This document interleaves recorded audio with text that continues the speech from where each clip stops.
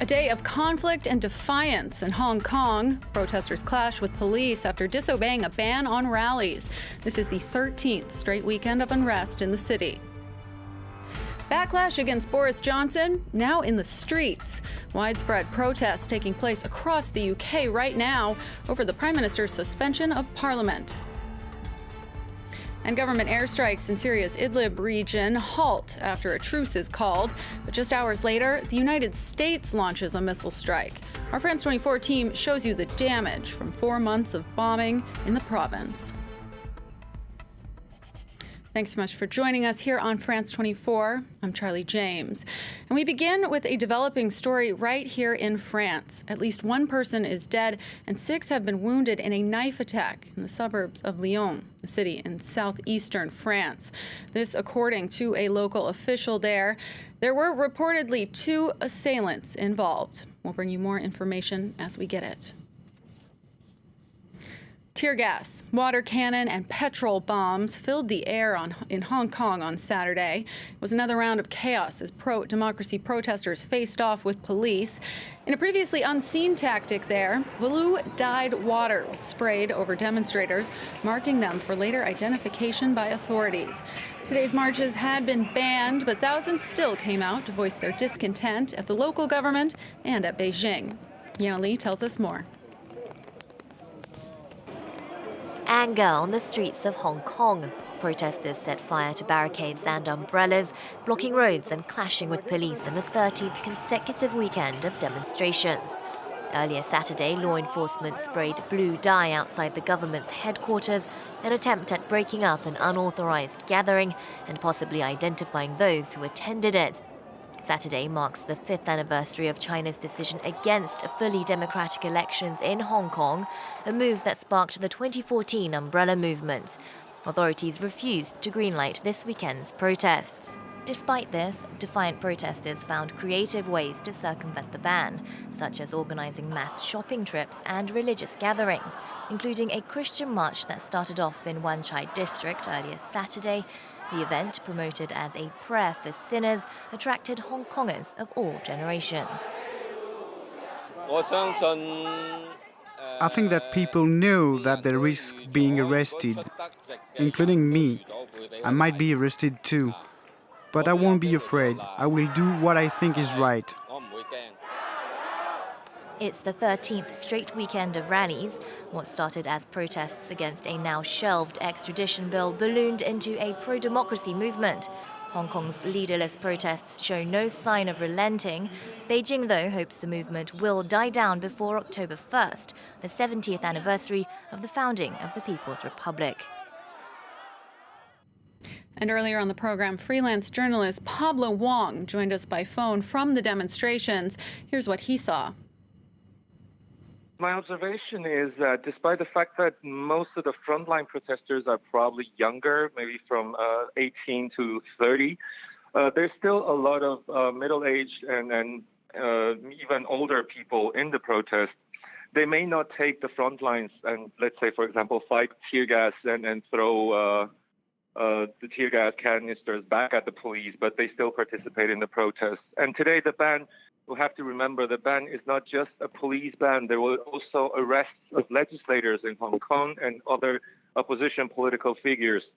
And there was also this alleged attack on the police officer when he was off duty last night. So the environment is really very strange. It's very rarefied in Hong Kong. People have a sense of fear. There is a palpable, sensible, really sense of white terror in Hong Kong. But despite that fact, I saw many, many people, I would say, around tens of thousands of people on the streets this afternoon. And they're still in the streets. Our journalists in Hong Kong have been following these demonstrations for over 3 months and have put together an edition of our Reporters program on their findings. Be sure to tune in to see their story at 9:10 p.m. Paris time. Next, protests are currently underway across the United Kingdom, a mass show of anger against Boris Johnson's move to suspend Parliament. Hundreds of thousands are expected in the streets of at least 30 cities on Saturday. In London, crowds gathered outside 10 Downing Street, the Prime Minister's residence. Their chant, "Boris Johnson, shame on you." The protests were organized by the anti-Brexit group Another Europe is Possible and by an organization allied with the opposition Labour Party. France 24's Chris Moore is covering the protests in London today. He spoke to attendees and sent us this report. With boisterous crowds gathering outside Downing Street, waving British and European flags. They're angry not just about Brexit, but about Boris Johnson's suspension of Parliament, something which they say is an assault on democracy. I think our country is in crisis, and if we weren't to come out on the streets now, when would we do it? You know, if you suspend Parliament, we are no longer represented, and it is a tyranny. Whatever side you're on the idea of Brexit, it's the idea that democracy has been taken away from the people that offends me the most. This is bigger than Brexit. This is our democratic institutions being pushed aside in order to force through something that literally no one has voted for. And this is setting a dangerous precedent which can't be allowed to stand. Well, despite their anger, many here holding out a glimmer of hope for next week and what are likely legal and parliamentary moves against suspension and against no deal. But given the Prime Minister's move, the clock is now ticking. He's sticking to his guns, saying that Britain is coming out of the EU on October the 31st with or without an agreement. The Taliban have carried out a large-scale attack in Kunduz, one of Afghanistan's main cities. Government officials say at least 3 civilians are dead and more than 70 others wounded. A suicide bomber detonated his explosives in the city's main square, where Afghan forces had gathered to defend the city from the Taliban. The attack comes as the insurgent group is still in negotiations with the United States to end America's longest war. The Taliban quickly claimed responsibility for the bombing.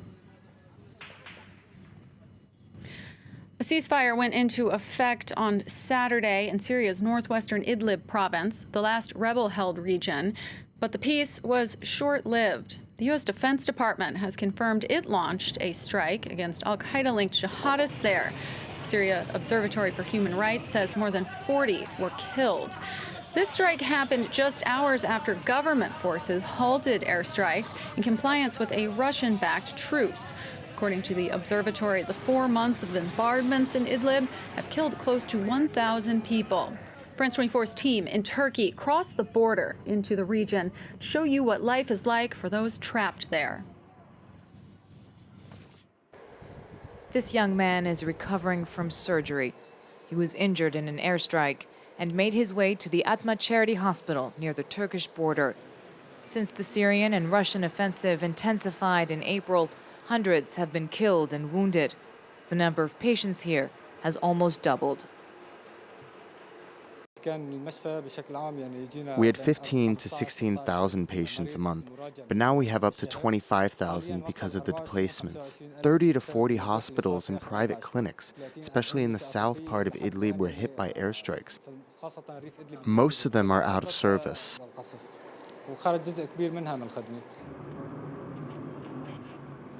Many victims are from places like Sarakeb, east of Idlib, near the front line. It's now a ghost town. The day before we arrived, this house was hit by an airstrike. No one was killed, but Abu Ziyad's home is now a pile of rubble. For 40 years, I worked as a teacher to make money to build this house. Now, my children and I are displaced. They didn't destroy the opposition or rebels. They destroyed a house. Whether a ceasefire is announced or not, many residents of towns like Sarakeb no longer have anywhere to return to. Sudan's ousted president, Omar al-Bashir, was formally indicted on Saturday. A Sudanese court charged him with possessing illicit foreign currency and corruption, offenses that could put him behind bars for a decade. At the third session of his trial, the judge said stockpiles of illegally acquired euros, U.S. dollars, and Sudanese pounds were seized from Bashir's home. Total value over 7 million euros. Seated in a metal cage, Bashir also admitted to receiving the equivalent of $25 million from Saudi royals. Next to India, where almost 2 million people in the northeast state of Assam are now facing statelessness. That's because they were excluded from a controversial citizenship list published Saturday, one aimed at weeding out what the government calls foreign infiltrators. A large chunk of those excluded are expected to be Muslims. Brian Quinn tells us more about the process, which the central government wants to replicate nationwide. Checking to see if they've made the list. Residents of the Indian state of Assam made their way to government offices Saturday to find out if they're included on the National Register of Citizens. The government says 31.1 million people are included on the list, leaving out 1.9 million. The majority of those excluded are expected to be Muslim. They now fear they could face detention and expulsion. For many, India is their only home, leaving them with the prospect of statelessness. Isolated and impoverished, Assam sits in the far northeast of the country, wedged between Bangladesh and Myanmar. For decades, the region has been a hotbed of ethnic tensions and violence, with Hindu residents blaming immigrants from Muslim-majority Bangladesh for stealing jobs and land. And we like to tell them that India is for Indians. And Assam and Northeast is in India. So India, Assam and Northeast is not a place of illegal Bangladeshis. In the run-up to the publication of the register, security has been significantly tightened, with 20,000 extra personnel on hand. Those left off the list will have 120 days to contest their status in so-called foreigners' tribunals. Only those who can prove they or their relatives came to India before 1971 are eligible for the citizens list. Activists say the tribunals are underqualified and biased by quotas, with far too few courts to handle the vast number of affected residents. Lots of people, particularly minority people, have already suffered due to mistakes by government officials. We've suffered harassment, but we are hopeful for getting a correct list. The government has already constructed 6 detention centers with plans for 10 more.